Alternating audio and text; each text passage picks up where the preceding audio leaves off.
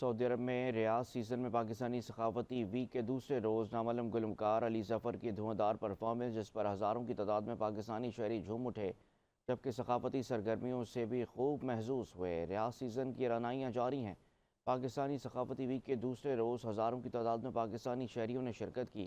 اس موقع پر شرکاء کو موسیقی کی دھنوں سے محظوظ کرنے کے لیے نامور گلوکار علی ظفر نے اپنی آواز کا جادو جگایا اور اپنے مشہور گانے گا کر ماحول کو خوب گرمایا، جس پر شائقین جھومنے پر مجبور ہو گئے۔